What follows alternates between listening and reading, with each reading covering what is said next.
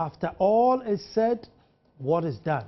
With me in the studio to discuss this is Theodore Jeble, who is the Public Affairs Officer of CDD. Theodore, it's a regular, you know, somewhat regular. And then Nana Hagan, who's the Resource Mobilization Officer for CDD. Nana, you're welcome. Thank you. I want to start with Krontini Akwemu, because obviously Edumasa is in Akwemu. And so, you know, I am particularly interested. Why Krontini Akwemu? I mean, who takes that question? Yeah. Theodore, you want? Okay. Well, you know, when it comes to governance, it's amazing the quality of governance that we have in the traditional setup. You know, I mean, people think that this whole thing about democracy and governance is a Western concept. But if you come down to our tradition, right here in Ghana, let's just take the Akan tradition, for example. You know, the Grunti Nekwemu is an Adinkra symbol, Akan Adinkra symbol. And that basically stands for a system of checks and balances, you know, complementarity, dialogue, governance, leadership. So they're just symbols that seek to encapsulate, that seek to capture that, you know, amount of checks and balances, you know, dialogue that exists in a paramountcy. So you take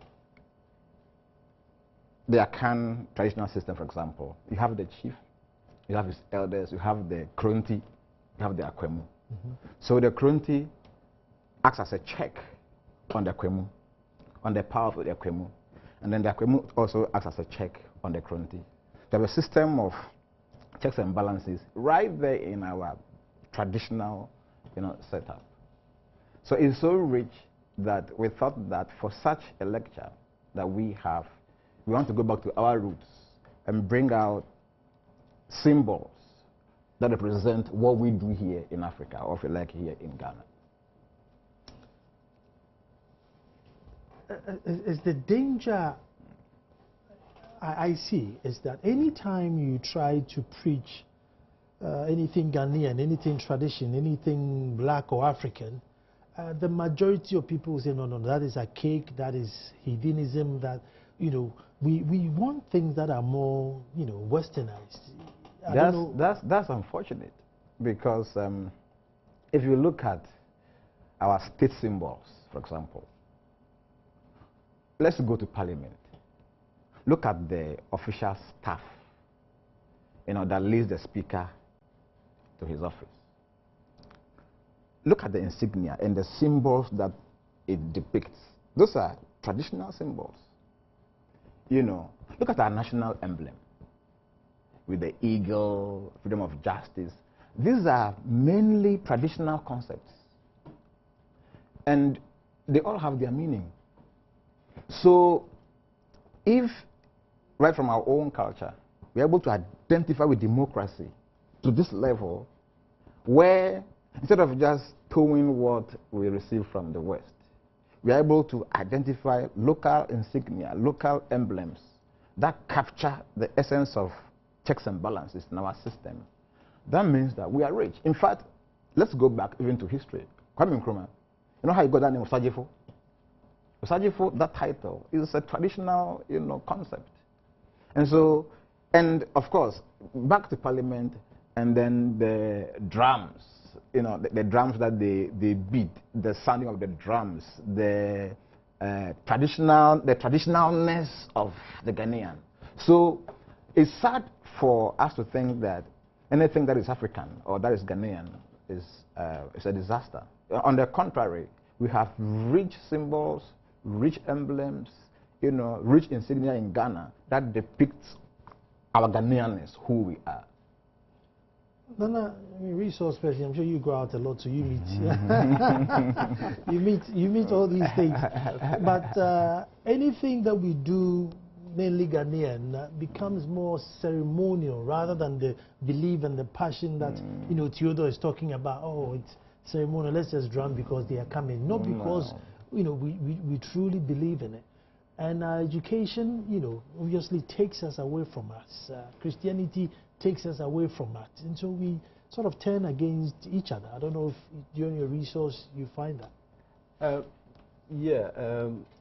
To some extent, what you're saying is in there. And that's why for us as a center, normally in our line of work, anytime you talk of good governance, anytime you talk of democracy, anytime you raise issues of transparency, accountability, the first reaction of the Ghanaian is to say these concepts are foreign. But if you should take the symbol of Krontinia Kwemu, for instance, then it tells you that this whole idea of democracy and good governance has actually been with us since time immemorial. Because this Krontinia Kwemu symbol has been there long before the arrival of the white man. You understand? So, in fact, I think some of these things should rather reaffirm, the value of our systems as Africans and as Ghanaians. And for that matter, CDD as a center is proud, to have instituted this lecture and not given it any other foreign name, but a Ghanaian and a homegrown name which has its root in our culture, so that it tells all of us that the business that we've been in, for the past 2 decades of charting a path of good governance should not really be seen as a foreign, idea being, bestowed on us or being, as it were, forced on us, but rather we as a people, these are all values that has been with us. And therefore, it's high time that perhaps, as somebody would say, Sankofa, to retrace our steps and go back and pick these good things that, our forefathers bestowed on us, and not just rubbish everything, Ghanaian or African. Well, just to add to that, Nana Ansasasraku, the Akwemu Hini was the one who designed the Kronti, the Jasi, Benkum, Nifa, Adonting, and decided to set up ambassadors and ministerial positions everywhere. He conquered all the way to Benin and ruled an empire. So and really, if you look at our current form of governance, we are rather copying, what happened, so that if we should go to the past, and examine what happened in the past, look at ourselves from the perspective of the past, we probably will find out that all our struggles in today's modern democracy really is out there in the past. That we can go out there, look out for information, feed ourselves, and then move on. I compared once, because you have somebody like Udikro who becomes like a DC, because you can't look after that portion of land. Udikro then manages that. And traditionally, you cannot distill the Udikro once you put him there. So he has really autonomy to look after that portion of land for the state. And then we have the elders, for example. And we have the Berson for who think for the king. You have Berson for who think for the king. Like the Council of State, for example. The Council of State. So they become Berson for who think for the king. And and it goes on. You have Bevlolate, who's Ankobia, who's the security. Who's Ankobia. So he's in charge of security and also has exclusive powers. Once you put him on, you can't distill him. And he has that exclusive power to protect his position. No, but that doesn't also mean that everything out there is perfect. Well, no system is ever perfect. That's right. But my question I was going to lead to is, when they say democracy, is there a particular structure or democracy, or should it be a governance which people's human rights are respected? Because our idea of democracy now is that every 4 years we need to queue up and vote. And vote, that's right. But the system that we are talking now could be their type of democracy. I don't know what the CDD's position is. Well, the vote element comes because it's a day of accountability. You want people that you have put in power account for their time in office. for their stewardship. And so you give them a charge for a period of time, say 4 years in our system.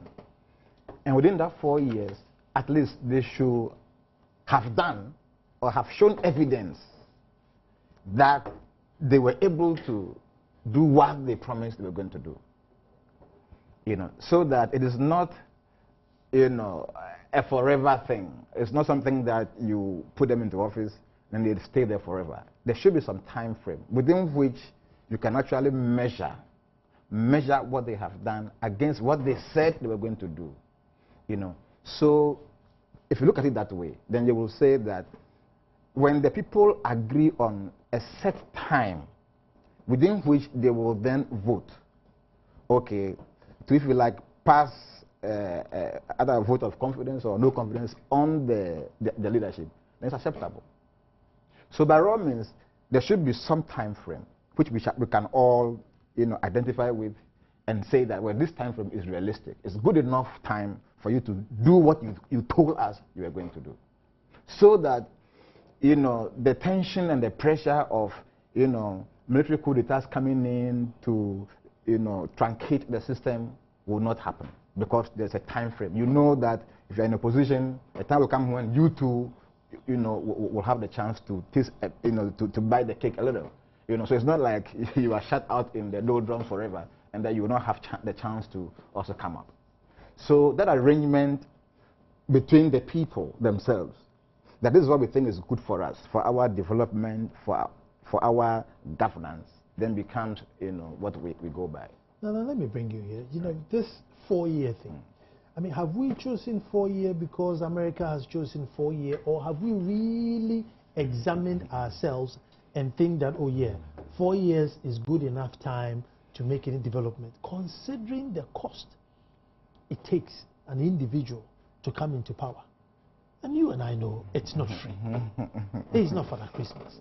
He needs to pay for that money, find some to save, and find another one to campaign again. I mean, how much time is this individual going to have for development? Yeah, I think the issue of the limits of our leadership, has come up, at various fora.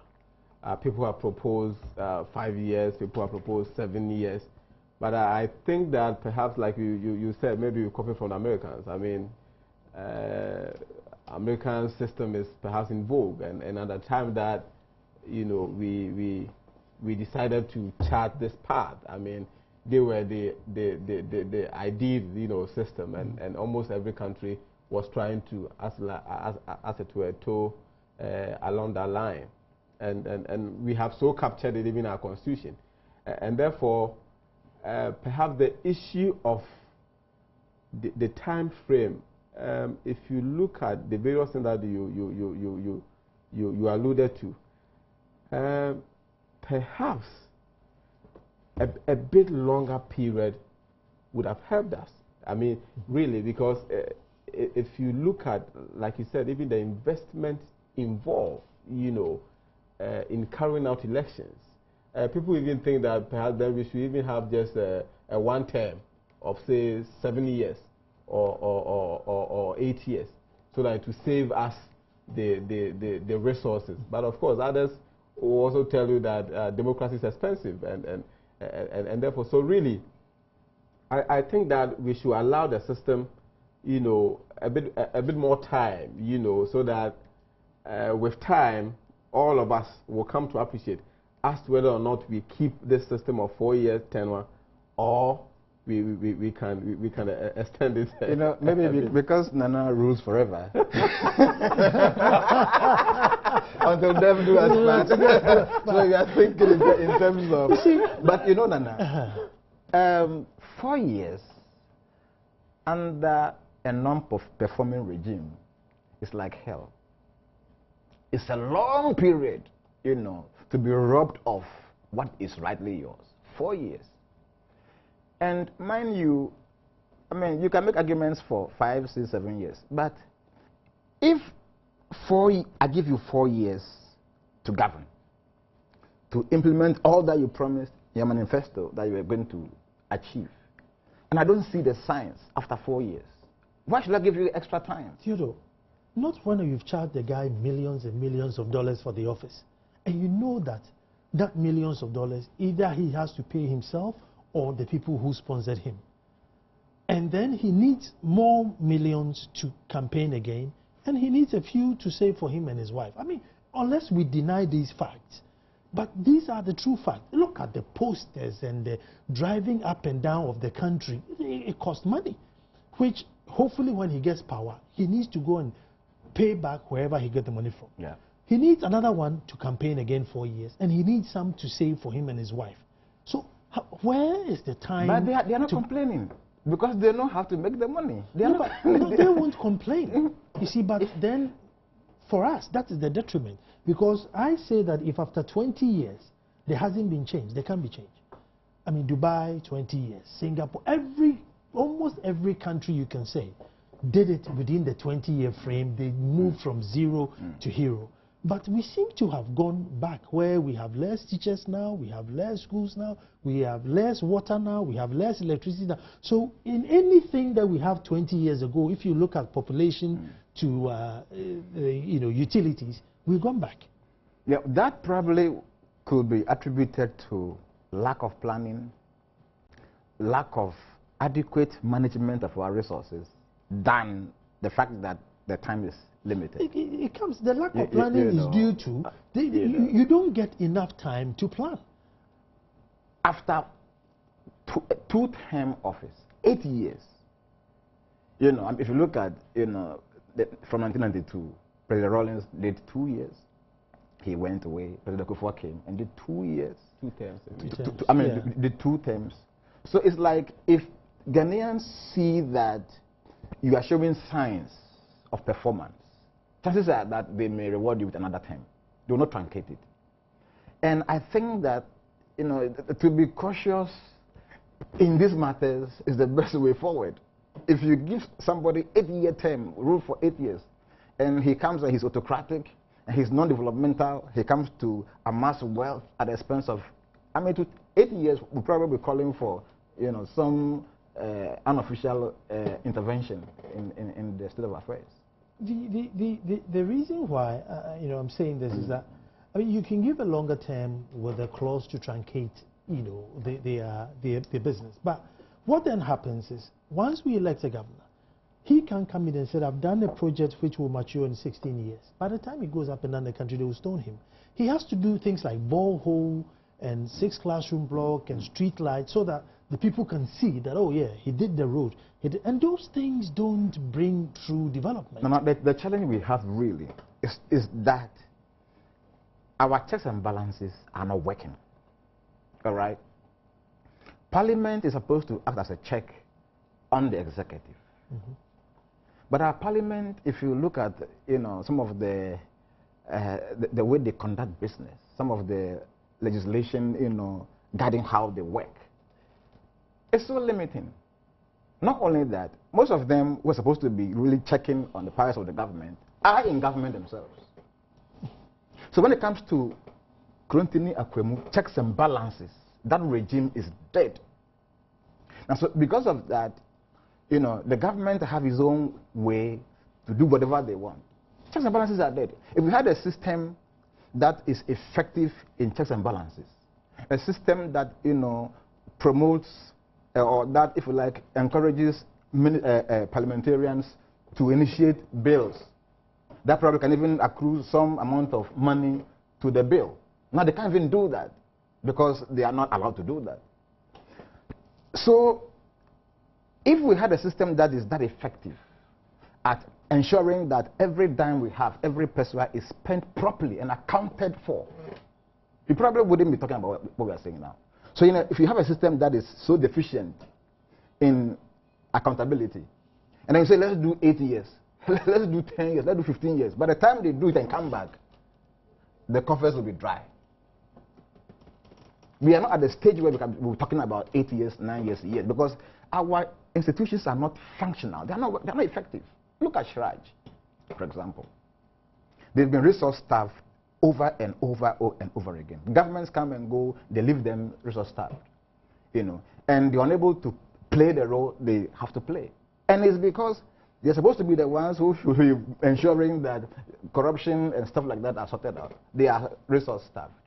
Well, if you resource them, they'll come and catch you. I'm going to take a break here. Would you resource your own watchman to come and catch you? Stay tuned, we're coming back. After all is said, what is done? What an interesting topic. And sometimes the conversation behind the scenes is a bit more interesting. But looking at the title, Paradox of Voice Without Accountability in Ghana. Very interesting. But those with a voice are the ones that are chastised. Take Martin Hamidou to start with. Poor old Martin Hamidou, you know, sees leakage in the system, stands up to say, no, I don't think this is right. And my God, we ripped the man to shreds. Eventually, we found out that he was right. And I don't even think we, you know, apologized enough for ripping him off. Who else is going to stand up again? I mean, yeah, and that is exactly the point, and for that reason, the theme for this year's lecture. The whole issue is that when it comes to democratic path, we are backing on it. Perhaps now, whether we like it or not, with all the shortcomings that our system currently has, Ghana is deemed democratic, by all standards. Now we have a voice, as in we having the freedom of expression, being able to speak our minds. But the critical question is, who is accounting? Just like you said, Martin Hamidou came up with, his revelation and all that. Who responded to it? There's been issue of the SADA, the SUBA, and the JIDA.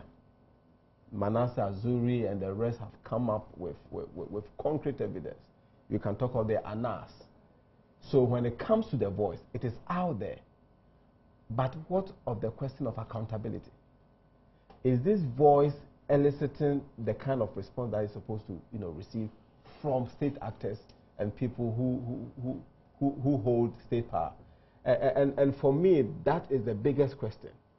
So that we don't see democracy just as, a 4-year ritual where we go cast our ballot and we come to sleep. We as the citizenry are supposed to demand accountability from the government. And therefore, and you see, we should not also get tired of speaking. Just as you said, sometimes if you don't take care, you'll be discouraged, because you can imagine, centers like ours, you go out there, carry out research, come up with the facts and figures, and yet the kind of response you expect to receive, you don't get it. And for me, that is where you in the media even come, you come in. How can we collaborate so that we are able to sustain, the focus on these issues, so that we don't this ritual of almost every week we wanting to bring new issues into the system, into the political arena, as if there's this competition. How do we sustain the heat on these issues until we receive the kind of response that we need from those holding state power? And that is the key factor. That is the key factor that all of us as a nation and as citizens, we must wake up and actively participate in the governance process. So that, it's high time that we made the governor realize that there's a price to pay if they joke with issues of accountability.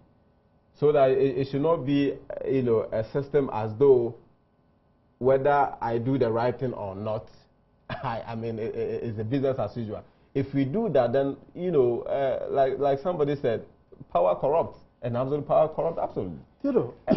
And therefore, to the extent that we are not prepared to hold the governor accountable, we are bound to face, this kind of issue. And therefore, tomorrow's lecture really is going to address, this, paradox where we have the voice all right, yet when it comes to issues of accountability, we seem to be lacking. I mean, there's a big chunk of Ghanaians who will only see something wrong if their party is not in power. Vice versa. So his MPP, whatever NDC does, it's never going to be right. The day the baton is swapped, the same thing that he complained about, if it happens within his regime, he sees nothing wrong. So as a minister or as a man in charge, I always have enough people behind me to justify whatever thing, wrong I did. And it's almost split in half, which is a huge defense. I mean, if you have 50% of people who can complain to defend you, I mean, you are sort of right or wrong. So where then do we get accountability from? That's a big question. Let me refer you to last year. Last year, around December, thereabout, you heard the president, came out to talk about a performance contract that he gave his ministers, that he was going to, appraise them to be sure who is doing what and who was not doing what. When that news, broke, I said to myself, I hope that the same level of propaganda that was being given to that action of the president will be, reciprocated when it comes to giving the public feedback on what happened. And I think the deputy minister came out and said, information came out to say that they were going to give us feedback. As I'm talking to you right now, there has been no feedback, no accountability. And these are people that are being paid by the taxpayers' money.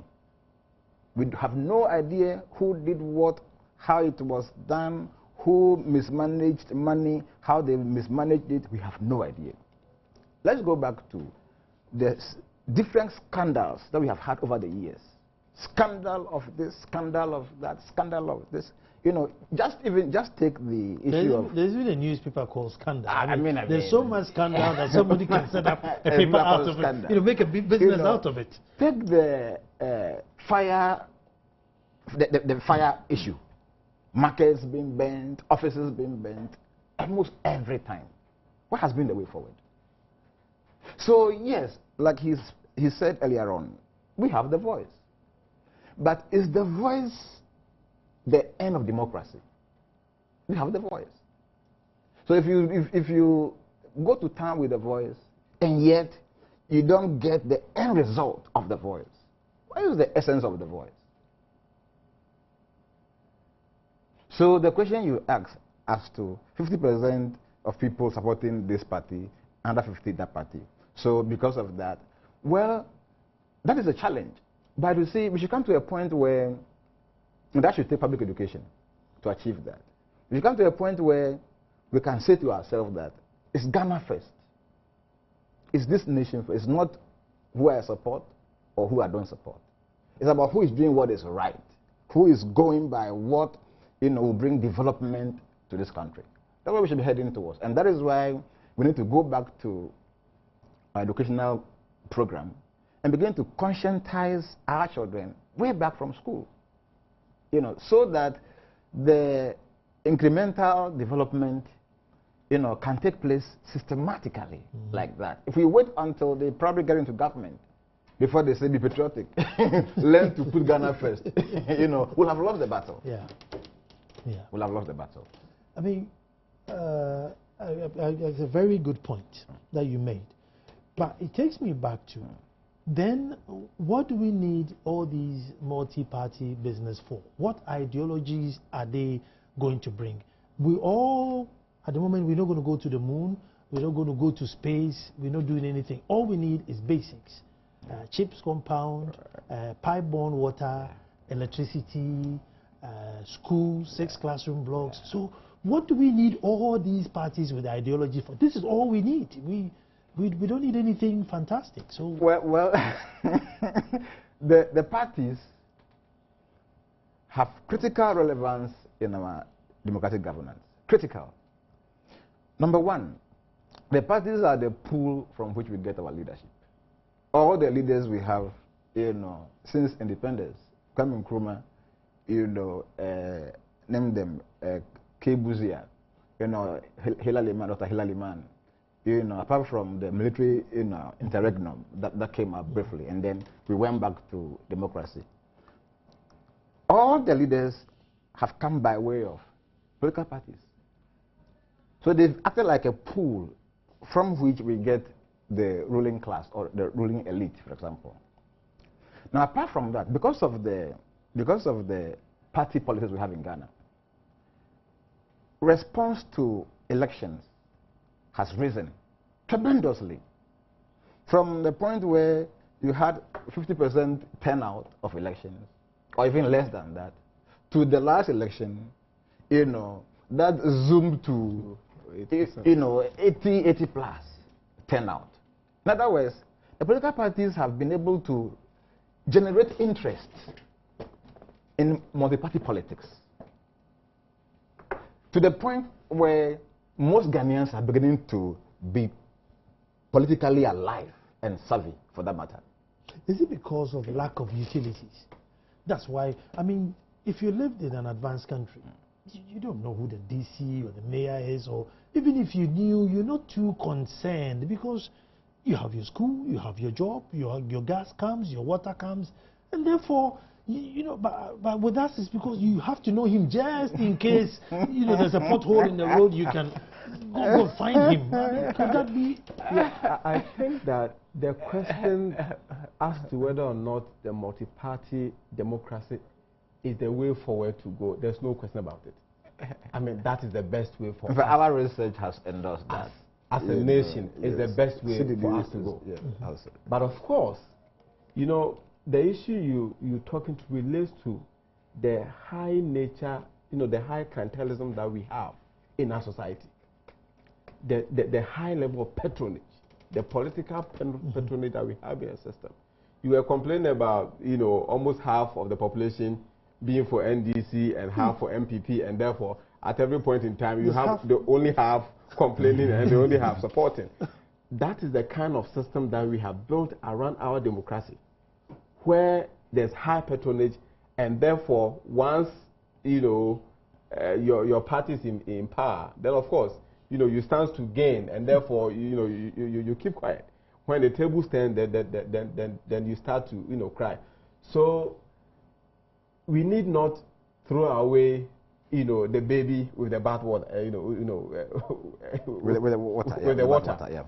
But we need to actually, as it were, conscientize our people. The issue of political parties have a role to play. Should we not build human resource to a certain level? Because at the moment, 56% are functional illiterate. Should we not build the human resource to a certain level and say, yes, at this level, we can now say, go out and make your fair decision? I mean, there are, certain citizens who maybe through no fault of theirs or have been denied opportunities so much so that even with the best intention, they can't contribute much to development of the nation. And yet they have a thumb to go and decide. And I think it's unfair on them and on the nation, because it could be the 50+1. Well, I mean, rights are rights whether you are educated or not. I mean, you don't get a right because you are an elite or you are educated. No, but if you are running a system where you need that person's decision, i.e., he or she has read a manifesto and therefore is coming to contribute, but you've denied him or her the ability to read and write. No, but you said, yes, still come and contribute. It's assumed that, they voted out of conviction that the messages that they had on the campaign platform radiated with what they wanted. And so they voted based on their own understanding of the messages and the fact that they preferred A to B. And that's their right. So the rights don't come because you are necessarily educated. Look, some of the best guys who have robbed Africa are educated. They are elites. I was going to go back to that. You see, because I think our problem is twofold. You have one who is the functional illiterate because maybe they've been denied the opportunity. And then you have the one who is a deliberate, shameless opportunist, right? Who's got his doctorate degree but says, as for me, whether you like it or not, I am here. And whether they rob or steal or whatever it is, I'm not going to cross carpet. They will never ever sit back and say, no, for the sake of red, gold, green, I think this is fair or that's fair. So we have two folds, you know, and I think it's a huge challenge. If this is the system to run the country, then we have a huge challenge. So then it comes back to your system where go and educate them from nursery. So by the time they get to this place, they can make informed decisions. Now, how do we select our leadership from the political parties pool? The most popular one, isn't it? That's it. Do we look at capabilities? No. Do we look at abilities, No. qualification, Track record? experience, No. track record, background, integrity? We don't look at that. No. Look at the one who will do his master's bidding. That's what we look at. And somehow that's what we want. You know, so once you can sing your master's praises, you know, and please your master at the expense of the ordinary Ghanaian, then of course you are ripe for, you know, a juicy portfolio. That's how we conduct our policies here in our part of Africa.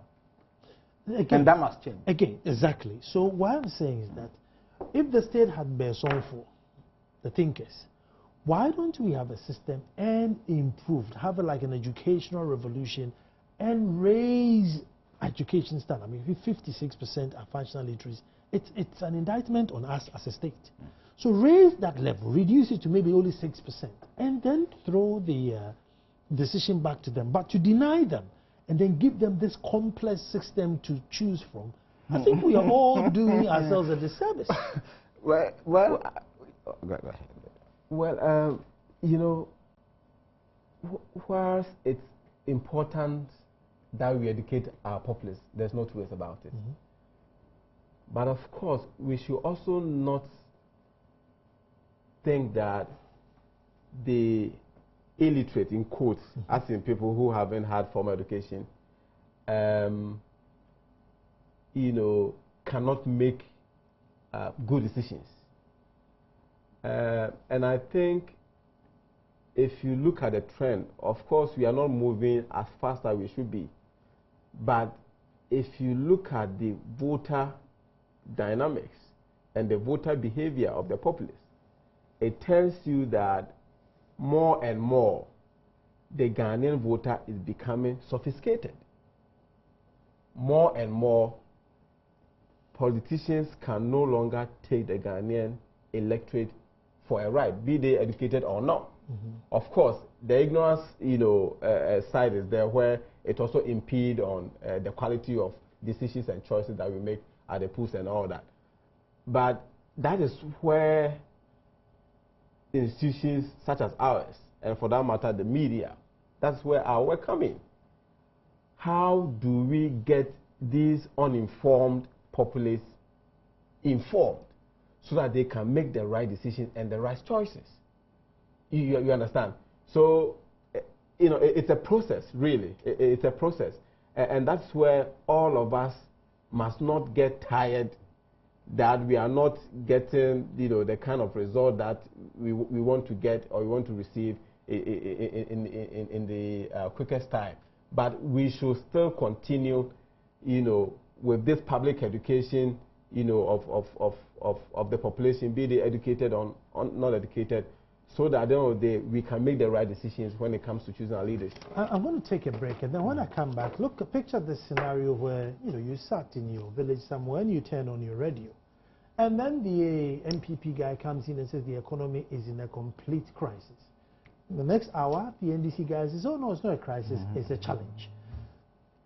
Another case comes and it's, you know, the NDP says corruption. They say, oh no, it's not corruption, it was an oversight. So as you know, neutral or as an individual, listen, how do you then decide, even if as a state, we can choose that this is wrong and this is right because we need to tint it with colors, how then do people make informed things to demand accountability? Stay tuned.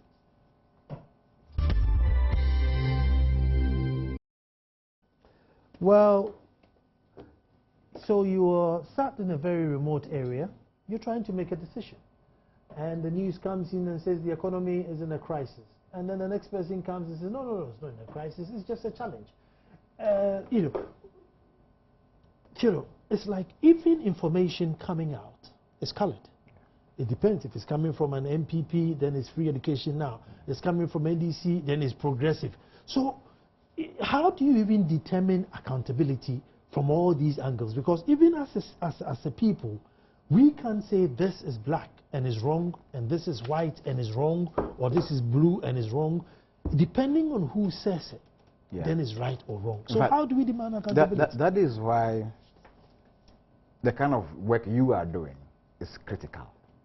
In fact, if you take away the fourth estate, the media out of politics, we are dead.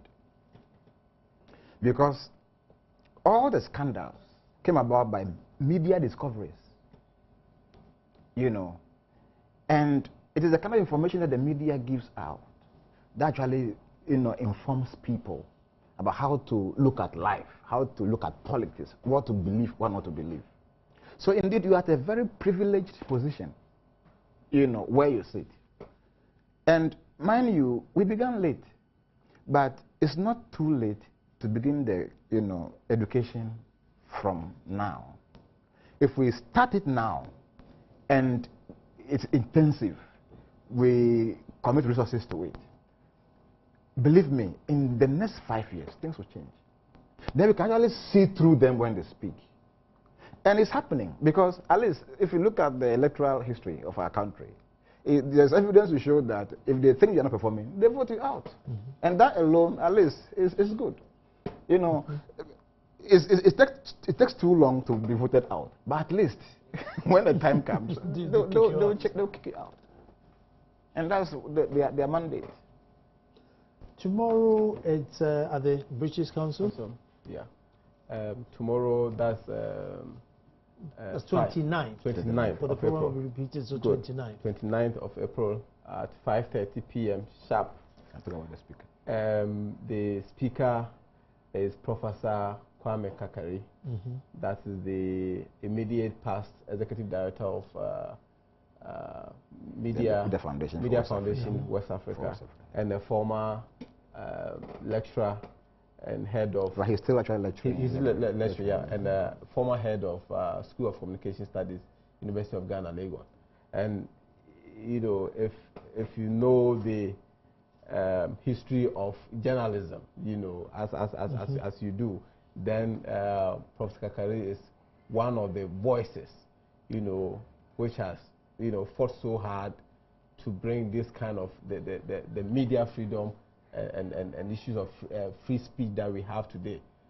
He's been part of the struggle, and therefore tomorrow's lecture can only promise to be a must. A must attend. A must attend, you know, a must attend, and we always ensure that, you know, we don't keep our patrons, you know, too long there. So everybody tomorrow after work, we all drive to British Council, and then maximum 2 hours, you know, we are off, and then we can go have our rest. Freedom of speech, let's just throw one more in before I let my gentlemen go, is the responsibility. We seem to want to enjoy the freedom and not be responsible for what we say or what we do, and how do we also, you know, check that? Well, you know, if you imprison a man for so long, then suddenly you let him loose. Just keep running. That's where we are. But that's why during the Supreme Court, you know, ruling on the electoral thing, we were saying that, well, temper justice with mercy, because these are people who have a background, who have a history, and they're just coming out of that history. So the force may come, but at least know that we are changing, we are reforming, just that it will not come in a day. But having said that, I'd like to acknowledge our sponsors. You know, sure. Give me just 1 minute to do that. I want to thank, you know, Multi TV for this opportunity and for the collaboration. We really appreciate it so much. And we know you'll be there tomorrow again to help us.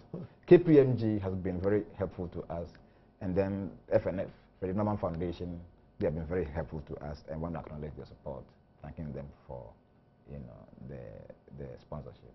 Do you find that such things, the sponsorship, are quite difficult to come by? They are. Very, very difficult. And you see, it's one of our major challenges. You know, the kind of work we do is heavy consumer of resources, physical, material, financial, and even human resource. Yet, no one is ready to pay for. You understand? So it's really. You have to organize. It's really bikini parties. You see the sponsorship was that is it. And therefore, it's a challenge for all of us, be the media and even the business community. You know, usually the business community perhaps tends to think that they don't have much to do with democracy think tanks such as us. But if you look at our work output, and if we are able to sustain democracy and good governance, the positive, you know, effect and benefit that the businesses reap, then it's all of us are responsible to ensure that we embark on this drive, so that at the end of the day, they are also able to, thank you, Theodore. Thank you. Thank you so much for having me. But tomorrow, 5:30 at the British Council, make sure as soon as you finish work, you drive there and listen to Professor Kwame Kakari. Of course, I mean, you don't want to miss them if he's talking. That's right. He's quite blunt too. I like that. The paradox of voice without accountability in Ghana. It's going to be interesting. But as I say, tomorrow we'll be back to do it all over again. Thanks for watching.